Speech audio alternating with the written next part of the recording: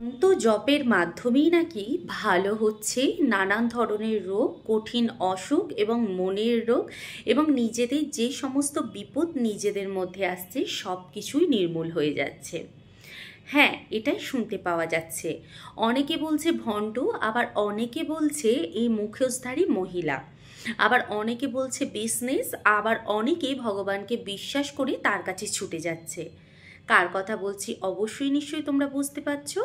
আমি আজকে মঙ্গলা মায়ের কথা বলছি, কৃষ্ণকালী মায়ের রক্ষক যে।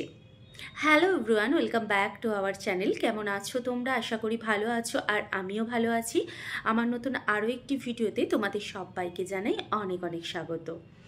বেশ কয়েকদিন ধরে কৃষ্ণকালী মায়ের যে সমস্ত ভিডিও দেখছি, তাতে দেখছি দিন দিন শুধুমাত্র ভক্তের আনাগোনা বেড়েই চলেছে। ভক্ত কিন্তু কমা দূরের কথা, বেশি বেড়েই যাচ্ছে। অনেক কন্ট্রোভার্সি ক্রিয়েটার বা অনেক মানুষ তাকে নিয়ে নানান অভিযোগ করছে, নানান কথা শোনাচ্ছে, তাকে নানান ধরনভাবে তাকে অপদস্থ করবার চেষ্টা করছে, কারণ তিনি নাকি এটা ভণ্ডামি করছেন এবং তিনি নাকি মুখোশধারী মহিলা। এটা কি সত্যি? সেটাই আজকে আমি ভিডিওতে জানাবো তোমাদেরকে।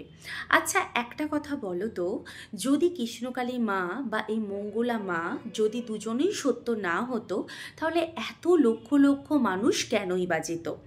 ঘরে বসে অতি সহজেই যদি নাম জপের মাধ্যমে সে উপকার পায়, তাহলে কেন সে এত খরচ করে কৃষ্ণকালী মায়ের কাছে যাবে না? আর কৃষ্ণকালী মাকে শুধুমাত্র রক্ষা করছে মঙ্গলা মা, যার মাধ্যমে গোটা পৃথিবী, দেশ, দেশান্ত এবং সোশ্যাল মিডিয়াতে শোরগোল হয়ে উঠেছে। মানুষ যতই দমাবার চেষ্টা করুক মানুষকে, কিন্তু ভগবানকে কি কেউ কখনো দমাতে পারে?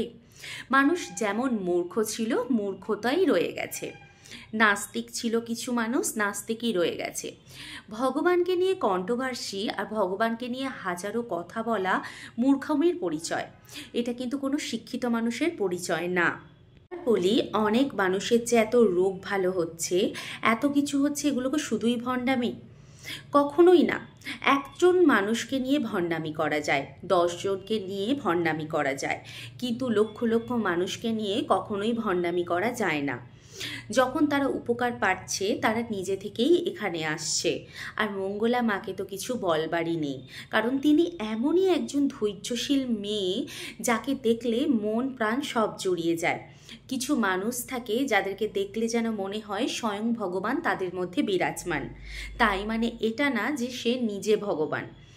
মঙ্গলা মায়ের ব্যবহার এত সুন্দর এবং তিনি বারবার করে বলছেন আমাকে না, কৃষ্ণকালী মাকে প্রণাম করুন। তার সাথে সাথে তিনি যে ত্রিশূল টেকাচ্ছেন তার জন্য কিন্তু কোনো টাকা তিনি নিচ্ছেন না। তারপরও কিছু মানুষ তার বদনাম করতে চাইছে এবং ভগবানের নাম প্রচারকে রক্ষা করতে না পেরে তার বদনামের মাধ্যমে ভগবানের নাম প্রচারকে বন্ধ করতে চাইছে। এটা কি কখনো সম্ভব? যদি স্বয়ং ভগবান চায় যে আমার নাম চারিদিকে প্রচার হোক, তাহলে শুধু এই তুচ্ছ মানব জাতি কি করে তাকে রক্ষা করবে? এটাই কিন্তু কৃষ্ণকালী মা বলতে চেয়েছে। কিন্তু মানুষ তো মানুষই হয়, মূর্খ। সে ভগবানকে দমাবে, সে গোটা পৃথিবীকে জয় করবে, সে আকাশমণ্ডলকে জয় করেছে, তার মানে এবার ভগবানকেও টেনে নামিয়ে সে জায়গায় নিজে বসবার চেষ্টা করছে।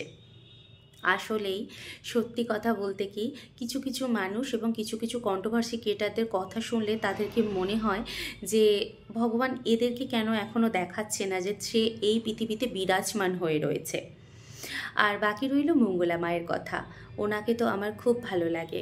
আর কৃষ্ণকালী মাকে তুমি যদি মন থেকে ডাকতে পারো বা প্রত্যেক দিন শুধুমাত্র জয় কৃষ্ণকালী মায়ের জয়, জয় কৃষ্ণকালী মায়ের জয় এরকম করে নাম জপ করতে থাকো, তাহলেই তুমি সব কিছু বিপদ থেকে রক্ষা পাবে।